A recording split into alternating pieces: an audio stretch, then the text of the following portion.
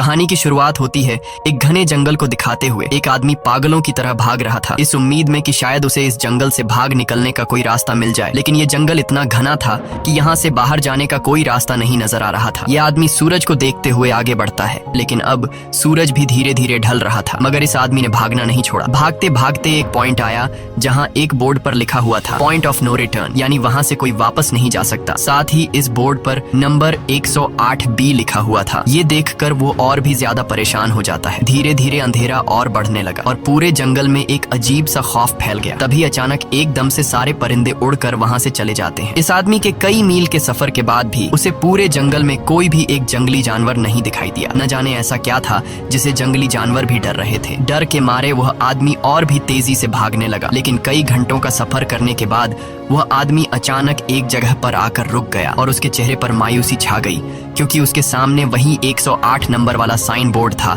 जिस पर लिखा हुआ था पॉइंट ऑफ नो रिटर्न। अब आदमी को समझ आया कि चाहे मैं जितना भी भागूं पर इस जंगल से निकल नहीं सकता, इसलिए अब वो वहाँ छुपने की जगह ढूंढने लगा। लेकिन वहाँ उसे छुपने के लिए कोई सेफ जगह नहीं मिली, इसीलिए अब वो पेड़ के ऊपर चढ़ जाता है। पर तभी उस पेड़ की टहनी टूट गई, जिससे वो आदमी काफी ऊंचाई से नीचे जमीन पर आ गिरा। पेड़ से गिरने के बाद वो बहुत ज्यादा जख्मी हो चुका था, उसे काफी गहरी चोटें आई। इससे पहले कि वो बेहोश हो जाता, तभी अचानक जमीन हिलने लगी और अजीब सी गुर्राने की आवाजें आने लगी। वो आवाजें सुनकर आदमी के गले में सांसें अटक गईं। तभी अचानक कोई उसे खींच कर ले गया। खींचने वाला कौन था ये नहीं दिखाया गया, लेकिन हमें उस आदमी की दर्द भरी चीखें सुनाई दी गई। इस इंसिडेंट के 6 दिन बाद हमें शहर में मीना नाम की एक लड़की को दिखाया जाता है, जो एक बर्ड शॉप में काम करती है। तभी उसका बॉस आता है और मीना को एक गोल्डन पैरट को शहर से दूर एक जू में डिलीवर करने का ऑर्डर देता है। मीना बॉस की बात को मानते हुए अब उस पैरट को डिलीवर करने जाती है। मीना गाड़ी में बैठकर अपने मोबाइल में उस जू का लोकेशन सेट कर लेती है और अपने सफर पर निकल पड़ती है। शहर से बाहर निकलने के बाद वो एक बोर्ड पर बहुत सारे लोगों के मिसिंग फोटोज देखती है, यानी वहाँ पर कई सारे लोग गायब हो चुके थे। लेकिन मीना उन पर ज्यादा ध्यान नहीं देती और आगे बढ़ने लगती है। आगे बढ़ते दौरान मीना शॉर्टकट लेते हुए जंगल के रास्ते से गुजरती है ताकि वो जल्दी से इस पैरट को जू तक डिलीवर कर दें, और वो पहुंच गई जंगल के बीचों बीच। ये वही जगह है जहाँ हम पहले एक आदमी को गायब होते देख चुके हैं। वहाँ आकर मीना बुरी तरह से फंस चुकी थी। वो अपने मोबाइल पर मैप देखती है, लेकिन वहाँ मोबाइल के सिग्नल नहीं आ रहे थे और उसके कार का रेडियो भी काम नहीं कर रहा था। मीना अब वहाँ से वापस निकलने लगी, लेकिन अब उसे वहाँ से बाहर निकलने का रास्ता समझ नहीं आ रहा था। थोड़ी देर बाद मीना की गाड़ी भी खराब हो गई। मीना गाड़ी से बाहर निकलती है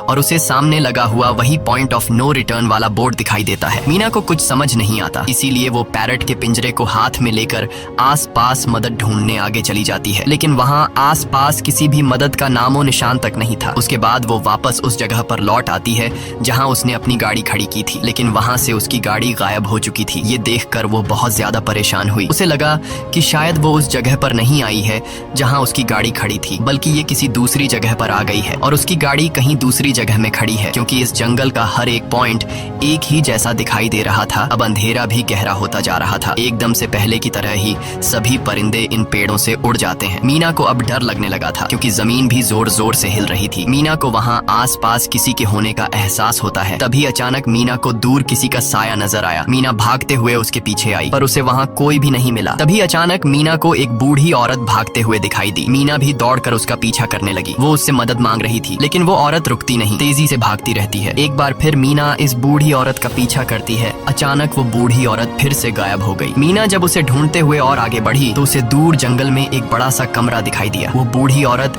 उस कमरे के दरवाजे को खोलकर मीना से कहती है, अगर जिंदा रहना चाहती हो तो जल्दी से अंदर आओ। ये सुनते ही मीना बिना सोचे समझे दौड़ते हुए उस कमरे की तरफ गई। मीना के अंदर आते ही उसने गेट को लॉक कर दिया। मीना देखती है कि ये कोई अजीब सा कमरा है जिसमें एक बहुत बड़ा सा मिरर लगा हुआ था। उस बूढ़ी औरत के साथ यहाँ 2 और लोग भी थे। मीना घबरा कर उन लोगों से पूछती है, ये कौन सी जगह है? इस पर उस बूढ़ी औरत ने जवाब दिया कि इस जगह को हम दी कोब कहते हैं। मेरा नाम है मैडलेन, ये लड़की है कियारा और इस लड़के का नाम है डेनियल। बूढ़ी औरत मीना से कहती है कि अभी बातचीत का वक्त नहीं है, तुम जल्दी से हमारे साथ मिरर के सामने खड़ी हो जाओ, क्योंकि कोई हमें देखने आने वाला है। मीना पूछती है, आखिर हमें कौन देखने आ रहा है? तो वो बूढ़ी औरत उससे कोई जवाब नहीं देती। एकदम बाहर से अजीब सी आवाजें आने लगी। मीना डर के मारे पूछती है कि ये आवाज किस चीज की है? तो कियारा मीना को बताती है कि इन्हें हम वॉचर्स कहते हैं। वे शीशे के दूसरे ओर से हमें देख रहे हैं, पर हम उन्हें नहीं देख सकते। वे हर रात सूरज ढलने के बाद यहाँ आते हैं और हमें देखते रहते हैं जब तक सुबह का सूरज नहीं निकल आता। तभी शीशे के दूसरी तरफ से शोर आने लगा। मीना पूछती है, ये शोर कैसा है? उस बूढ़ी औरत ने बताया कि वॉचर्स तुम्हारे आने से खुश हैं, तुम्हें यहाँ देखकर तालियां बजा रहे हैं। मीना बुरी तरह से कंफ्यूज थी। वो जल्द से जल्द यहाँ से निकलना चाहती थी। मैडलिन जिन्हें वॉचर्स कह रही थी, न तो अब तक मीना ने उन्हें देखा और न ही किसी और ने देखा था। रात गुजर जाती है। सुबह होने पर ये लोग उस जगह से बाहर निकल आते हैं। मैडलिन बताती है कि वे वॉचर्स सिर्फ रात में ही बाहर निकलते हैं। दिन के वक्त हम लोग जंगल में आजाद घूम सकते हैं। मीना रात भर यही सोच रही थी कि कब सुबह होगी और जल्दी से मैं इस जंगल से बाहर निकल जाऊं। इसीलिए वह फौरन जंगल से बाहर निकलने का रास्ता ढूंढने लग जाती है। तब मैडलिन बाकी सबको उसे रोकने से मना कर देती है, जैसे कि वह जानती हो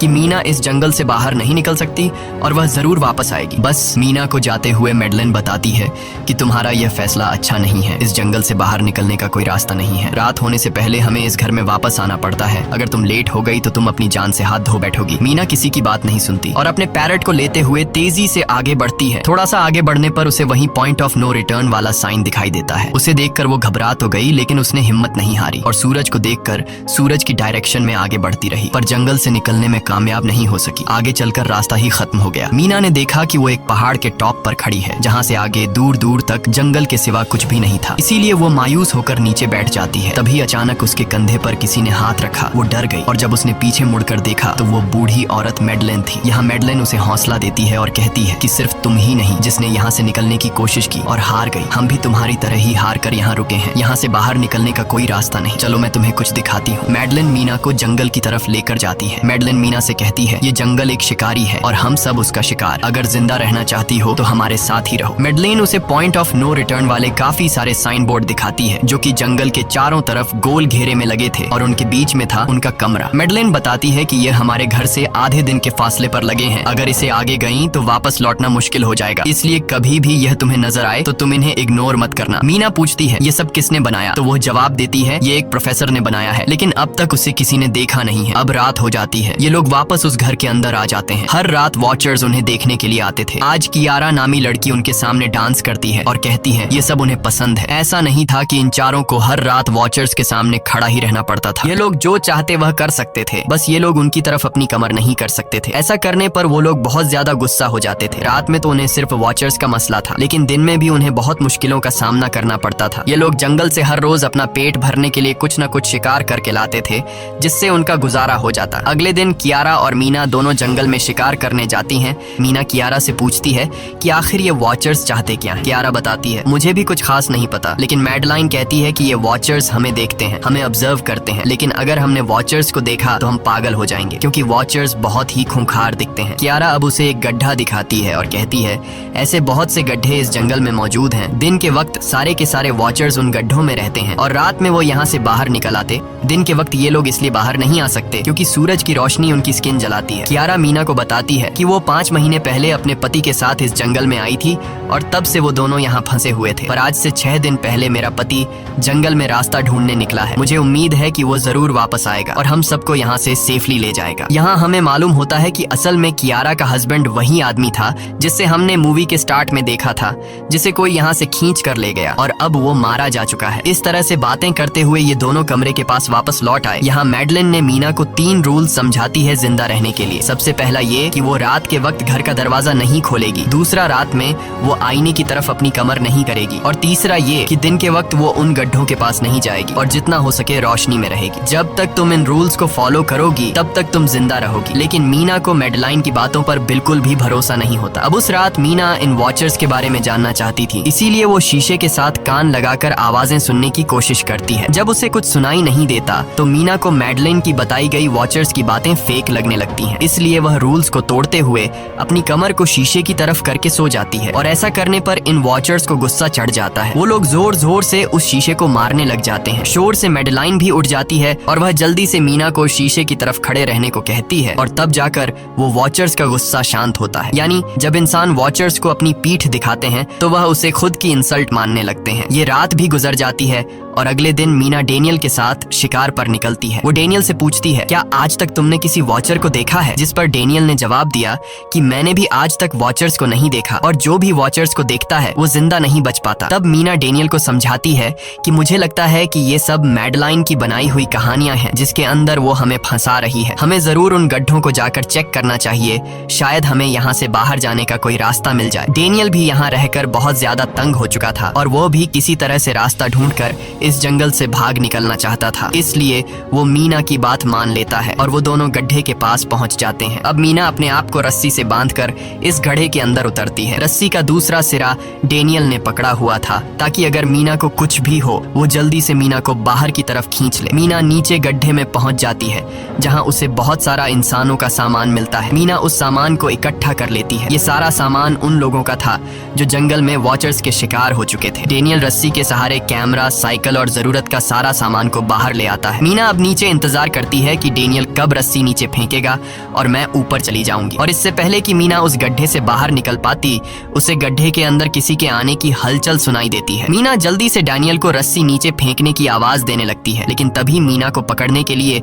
एक वॉचर का हाथ बढ़ने लगता है। पर मीना धूप में खड़ी थी, इसलिए जब उस वॉचर के हाथ पर सूरज की रोशनी पड़ी तो उसका हाथ जलने लगा। इतने में डेनियल ने नीचे मीना के पास रस्सी फेंकी और मीना फौरन जल्दी से बाहर निकल आई। मीना पूरी तरह से डर गई थी। ये लोग उस सारे सामान को लेकर अपनी सेफ हाउस में आ गए, जहां मैडलिन ने उससे पूछा, ये सामान तुम्हें कहां से मिला? ये लोग झूठ बोल देते हैं कि ये सामान उन्हें इस जंगल से मिला। मैडलिन को इस जंगल में रहते हुए बहुत अरसा गुजर चुका था। वो जानती थी कि ये सामान उसे जंगल से नहीं बल्कि एक गड्ढे से मिला होगा। वो मीना से पूछती है, बताओ तुमने गड्ढे के अंदर क्या देखा? लेकिन मीना उसे कुछ नहीं बताती। ये लोग बहुत खुश थे कि आज रात ये लोग वॉचर्स को देख पाएंगे, क्योंकि मीना को गड्ढे के अंदर एक कैमरा मिला था। डेनियल किसी तरह जुगाड़ करके उस कैमरा को टीवी के साथ अटैच कर लेता है ताकि ये लोग भी टीवी पर वॉचर्स को देख पाएं। मैडलिन बार बार उन्हें समझाती है कि ये तुम लोग गलत कर रहे हो, लेकिन ये दोनों उसकी एक बात भी नहीं सुनते। आज रात ये लोग वॉचर्स के इंतजार में बैठे थे ताकि उन्हें वो देख पाए, लेकिन काफी रात होने के बावजूद भी आज कोई वॉचर उन्हें देखने नहीं आया। और अब कुछ देर बाद उनके साथ कुछ अजीब सा होने वाला था। ये लोग बातचीत में मसरूफ थे कि तभी उनका दरवाजा खटखटाया जाता है, यानी दरवाजे पर किसी ने दस्तक दी। उन्होंने जल्दी से टीवी की तरफ देखा तो वहां उन्हें इंसानी टांगे दिखाई दे रही थी। बाहर जो कोई भी था वो कियारा के हस्बैंड की आवाज में बात कर रहा था और वो जल्दी से दरवाजा खोलने को कह रहा था। कियारा को लगा कि जरूर उसका हस्बैंड यहाँ से बाहर निकलने का रास्ता ढूंढ आया है। वो जल्दी से उठकर दरवाजा खोलने के लिए जाती है, लेकिन मैडलिन बीच में आकर दरवाजा खोलने नहीं देती। वो कहती है कि मैं जानती हूँ बाहर तुम्हारा हस्बैंड नहीं है, क्योंकि मैडलिन जानती थी कि रात के इस अंधेरे में कोई भी इंसान इस कमरे तक नहीं पहुंच सकता। लेकिन कियारा को मैडलिन की बातों पर यकीन नहीं होता और वो दरवाजा खोलने की कोशिश करती है, जिसके बाद मैडलिन कियारा से कहती है कि वो तुम्हें फंसा रहा है, तुम उसका इम्तिहान ले लो, तुम उसे कोई ऐसी बात पूछो जिसके बारे में सिर्फ तुम या तुम्हारा हस्बैंड जानता हो। कियारा बाहर खड़े हुए इंसान से एक किताब के बारे में सवाल करती है जिसके बारे में उसे पता होना चाहिए था, लेकिन जब बाहर खड़ा हुआ इंसान कोई जवाब नहीं देता तो ये समझ जाते हैं कि ये वॉचर ही है। ये लोग जब दरवाजा नहीं खोलते तो वॉचर उनके बाहर लगाए हुए कैमरा को तोड़ देता है। और यहाँ हमें एक बात पता चलती है कि वॉचर्स इंसान के रूप में भी खुद को बदल सकते हैं। वॉचर्स उनकी इस हरकत पर बहुत ज्यादा गुस्सा हो गए थे। वे बहुत तेजी से शीशे को मारने लगे, जिससे शीशे में एक बड़ा क्रैक भी आ जाता है। लेकिन यहाँ मैडलिन समझदारी दिखाते हुए सबको लाइन से शीशे की तरफ खड़ा कर देती है, जिससे वॉचर्स का गुस्सा थोड़ा बहुत ठंडा हो जाता है और वे वहाँ से चले जाते हैं। अब यहाँ मीना मैडलिन को बताती है कि हमने गड्ढे में से ये सारा सामान चुराया था। ये सुनकर मैडलिन बहुत ज्यादा गुस्सा हो जाती है कि तुम लोगों ने दूसरा रूल भी तोड़ दिया। अगली सुबह मैडलिन उस गड्ढे से लाया हुआ सारा सामान उठाकर वापस उसी गड्ढे में फेंक देती है, जिससे उन वॉचर्स का गुस्सा थोड़ा शांत हो जाता है। मगर अब इन लोगों को जंगल में बहुत ही ज्यादा अजीब चीजें दिखाई देना चालू हो गई थी और उसका सबसे ज्यादा असर डेनियल पर होता है। डेनियल अचानक बात बात पर बहुत ज्यादा गुस्सा करने लग जाता है। दूसरी तरफ कियारा, जिससे पहले उम्मीद थी कि उसका हस्बैंड जिंदा है और वो यहाँ आकर उसे यहाँ से बचा लेगा, लेकिन अब उसे पता चल चुका था कि उसका हस्बैंड अब वापस नहीं आएगा, जिसकी वजह से वह अंदर ही अंदर पूरी तरह से टूट चुकी थी। और वो डिसाइड करती है कि वह वॉचर्स के इन गड्ढों में कूदकर अपनी जान दे देगी, क्योंकि अब उसके पास जीने की कोई वजह नहीं रही। वह ऐसा करने ही वाली होती है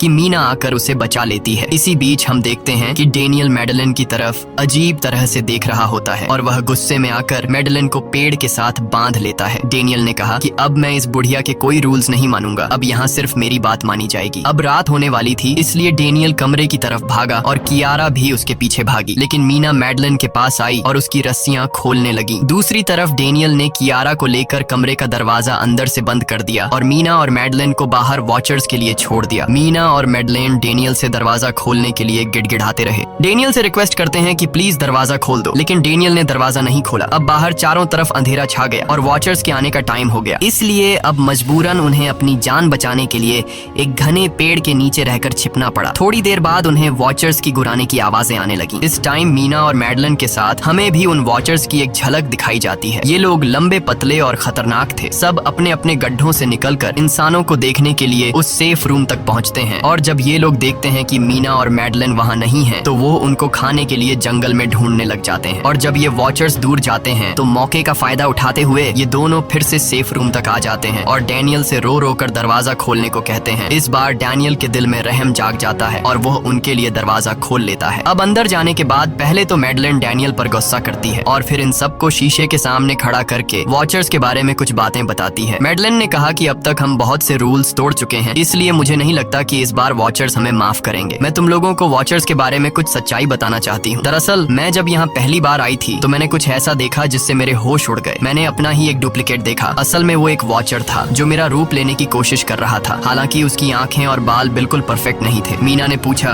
कि आखिर ये वॉचर्स हैं क्या चीज, जिस पर मैडलन ने जवाब दिया कि ये सारे क्रीचर्स फेरीज हैं जो किसी जमाने में इंसानों के साथ मिलकर रहते थे। फेरीज पंखों वाले एक जादुई जीव थे, लेकिन वक्त गुजरने के साथ इंसानों को फेरीज की शक्तियों से डर लगने लगा। इसीलिए इंसानों ने फेरीज को खत्म करने का सोचा। इंसानों की तादाद ज्यादा थी, इसलिए फेरीज इंसानों का मुकाबला नहीं कर पाए। इंसानों ने इन फेरीज को जंगल में एक बहुत बड़े गड्ढे के अंदर कैद कर लिया और उन्हें श्राप से हमेशा हमेशा के लिए इस गड्ढे में बंद कर दिया। उसके बाद फेरीज कई 100 सालों तक उस गड्ढे में कैद रहे, लेकिन फिर वक्त के साथ उन्होंने जमीन के अंदर खुदाई करके निकलने के रास्ते बना लिए। आज वही फेरीज वॉचर्स के रूप में गड्ढों से निकलकर हमारे सामने आते हैं। हालांकि कई 100 सालों तक जमीन के अंदर रहने की वजह से उन्होंने अपने पंख और जादुई शक्तियां खो दी और साथ ही उन्हें सूरज की रोशनी से तकलीफ होने लगी, लेकिन अब भी उनमें रूप बदलने की शक्ति है। इस पर डैनियल ने मैडलन से पूछा कि ये वॉचर्स हमसे क्या चाहते हैं और ये हर रात हमें देखते क्यों हैं, जिस पर मैडलन ने बताया कि ये वॉचर्स एक बार फिर से जंगल से निकलकर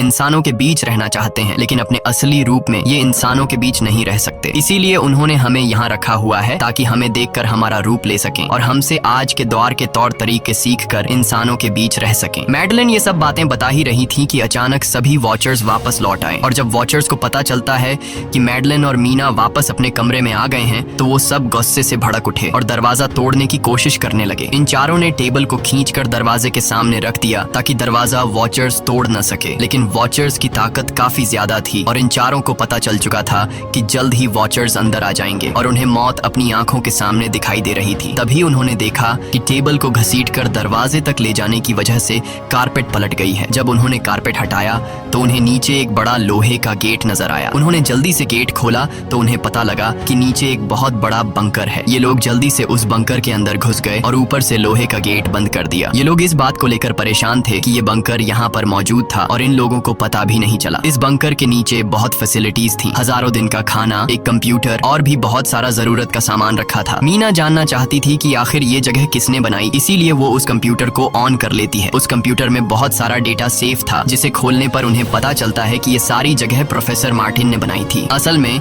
प्रोफेसर को इन क्रीचर्स के बारे में पता था। वो इन वॉचर्स पर रिसर्च करना चाहता था, इसीलिए उसने ये बंकर बनाया था। पैसों का लालच देकर वो दूसरे इंसानों को काम के लिए यहाँ लेकर आता था और रात के वक्त मजदूरों को ऊपर कमरे में छोड़कर खुद यहाँ आकर छुप जाता था और वो वॉचर्स फिर उन इंसानों को खा जाया करते थे। अगली वीडियो में डॉक्टर मार्टिन बताते हैं कि उनकी रिसर्च के दौरान उन्हें एक सबसे अलग फेरी मिली जो रोशनी में भी उन गड्ढों से बाहर आ सकती थी। डॉक्टर बताता है कि उस वॉचर ने एक बच्ची का बिल्कुल परफेक्ट रूप ले लिया था जिसे कोई पहचान नहीं सकता था। वो बहुत अच्छी थी, उसने डॉक्टर मार्टिन को मारा नहीं। डॉक्टर मार्टिन उसे यहाँ ले आया। तभी प्रोफेसर ने कैमरा को दूसरी तरफ मोड़ा। तब उन्होंने देखा कि प्रोफेसर ने उस छोटी सी बच्ची के रूप में आए वो क्रीचर को पिंजरे में कैद कर लिया है। पता नहीं डॉक्टर उसके साथ कौन सा एक्सपेरिमेंट करने वाला था। उस कंप्यूटर में बहुत सी वीडियोस थी और हर वीडियो में कुछ न कुछ बताया हुआ था। मीना बस ये जानना चाहती थी कि आखिर में क्या हुआ, इसीलिए वो सबसे आखिरी वीडियो प्ले करती है जिसमें वह देखती है कि प्रोफेसर खुद को और उस फेरी को मारने वाले हैं। मरने से पहले वह इस जंगल में फंसे हुए लोगों के लिए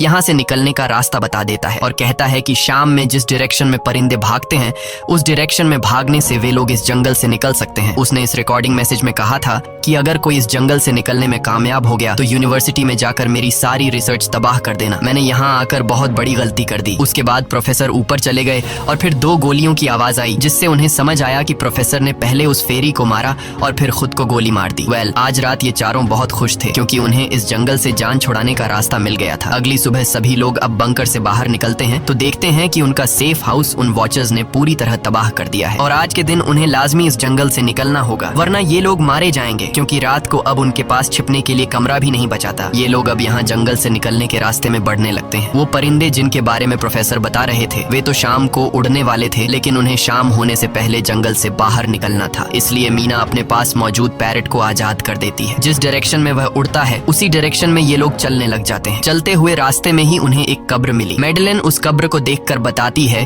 कि एक वक्त था जब ये लोग इंसानों के साथ रहते थे, लेकिन इंसानों ने उनके साथ बहुत बुरा किया, धोखा किया और उन्हें यहाँ जंगलों में फंसाकर खुद चले गए। कई घंटे सफर करने के बाद ये लोग एक नदी के पास पहुँच गए। वहाँ उन्हें प्रोफेसर का एक बोट मिला, जिसको देखकर ये लोग बहुत खुश हुए, लेकिन उनकी खुशी अब कुछ ही देर की मेहमान थी क्योंकि अब अंधेरा हो चुका था और वॉचर्स के आने का वक्त हो गया था। उससे पहले कि ये लोग डॉक्टर मार्टिन की बोट में बैठकर यहाँ से दूर चले जाते, तभी उन्हें पीछे से किसी की आवाज आई। जब उन्होंने पीछे मुड़कर देखा तो वो कियारा का हस्बैंड था जो मदद के लिए चिल्ला रहा था। वो बहुत ही जख्मी हालत में था। बाकी सब बोट में बैठ चुके थे, इसलिए डेनियल अकेला उसकी मदद के लिए गया। डेनियल कियारा के हस्बैंड को खींचकर बोट की तरफ लाने लगा, लेकिन तभी ये लोग बोट से देखते हैं कि डेनियल जिसकी मदद करने गया वह कोई इंसान नहीं बल्कि एक वॉचर है, जिसने उनके सामने ही डेनियल का रूप ले लिया। वो लोग कुछ भी नहीं कर पा रहे थे। अब उस वॉचर ने डेनियल को मार दिया। उन्हें इस बात का पता था कि वॉचर्स इस नदी को पार नहीं कर सकते हैं और फाइनली ये लोग खुद इस नदी को पार करके शहर तक पहुंच जाते हैं। और कहानी में असल ट्विस्ट इसके बाद आया। शहर पहुंचने के बाद ये तीनों अलग अलग रास्तों पर चले गए और कुछ दिनों बाद अब मीना जल्दी से डॉक्टर मार्टिन के कहने के मुताबिक उनके यूनिवर्सिटी में उनका सारा डेटा खत्म करने के लिए आई। उससे पहले कि वह उनका रिसर्च डेटा डिलीट कर देती, तभी उससे वहाँ एक टेप रिकॉर्डर मिला और उस टेप रिकॉर्डर से मीना को एक नया राज मालूम हुआ। जब हजारों साल पहले इंसान और फेरीज एक साथ रहते थे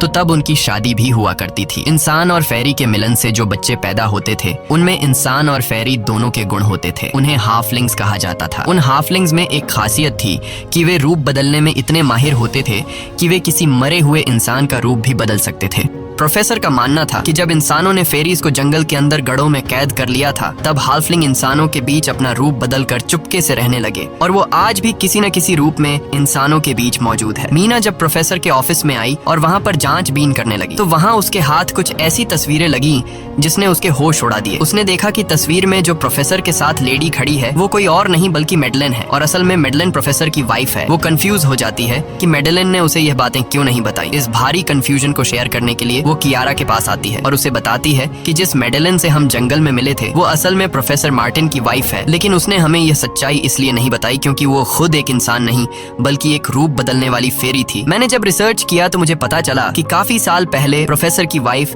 मैडेलिन कैंसर की वजह से मर गई थी। ये सुनकर कियारा कहती है कि फिर वो मैडेलिन कौन थी जो इतने समय से हमारे साथ थी। इस पर मीना कहती है मुझे सब समझ आ रहा है। दरअसल प्रोफेसर अपनी वाइफ के मरने से बहुत दुखी थे और उसे हर हाल में वापस पाना चाहते थे और जब प्रोफेसर को इन रूप बदलने वाली फेरीज के बारे में पता चला तो प्रोफेसर ने उस रूप बदलने वाली फेरी को पिंजरे में कैद किया जो एक बच्ची का परफेक्ट रूप लेकर उनके पास आई थी। प्रोफेसर ने अपनी वाइफ की फोटो दिखाते हुए उस फेरी को अपनी वाइफ मैडेलिन जैसा बना दिया क्योंकि वो फेरी बाकी फेरीज से अलग थी। वो दिन में भी बाहर आ सकती थी। मीना ने कहा कि मैंने मैडेलिन को यहाँ बुला लिया है, हमें किसी तरह से करके उसे वापस जंगल भेजना होगा। तभी एक कार वहाँ आकर रुकी। जब उस कार से जो इंसान उतरा उसे देखकर मीना के गले में सांस अटक गई। वो कियारा थी, यानी कि अब तक जो मीना के साथ थी वो मैडेलिन थी। उसने कियारा का रूप ले रखा था। कियारा जैसे ही घर के अंदर आई तभी मैडेलिन ने कियारा के हस्बैंड के रूप में बदलकर उसे बेहोश कर दिया। मीना ने मैडेलिन से कहा आखिर तुम चाहती क्या हो, जिस पर मैडेलिन गुस्से में आकर कहा मैं फेरीज की सबसे अलग मखलूक हूँ। मेरे सभी साथी बचपन से मुझे चिढ़ाते थे, वो मुझे अपने साथ नहीं रहने देते क्योंकि मैं सबसे अलग थी। मैं उस जंगल में अकेली पड़ चुकी थी और मैं उस जंगल से निकलकर बाहर लोगों के साथ मिलकर रहना चाहती थी। फिर एक दिन प्रोफेसर उस जंगल में आया,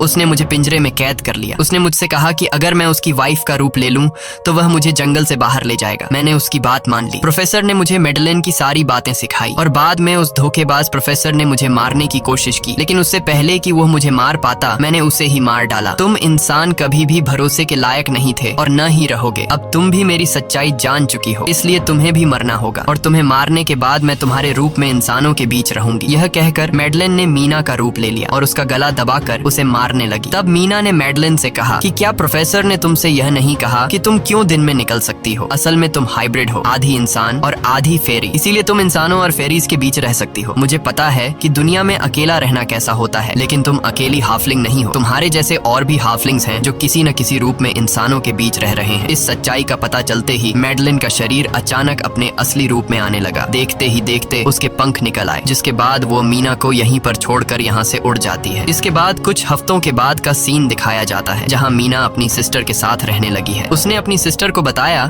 कि शायद वो फेरी अभी भी मेरा पीछा कर रही है। तब मीना की सिस्टर उसे कहती है कि तुम डरो मत, ऐसा कुछ नहीं है। और कहानी के एंड में हम एक छोटी बच्ची को देखते हैं जो कि उस वक्त मीना के घर के नीचे खड़ी थी। ये कोई और नहीं बल्कि मेडलिन थी, जो अब उनके दुनिया में उस रूप में रह रही है। और इसी के साथ ये कहानी खत्म हो जाती है। अगर आपको ये वीडियो अच्छी लगी हो तो हमारे चैनल को सब्सक्राइब और वीडियो को लाइक जरूर कीजिएगा।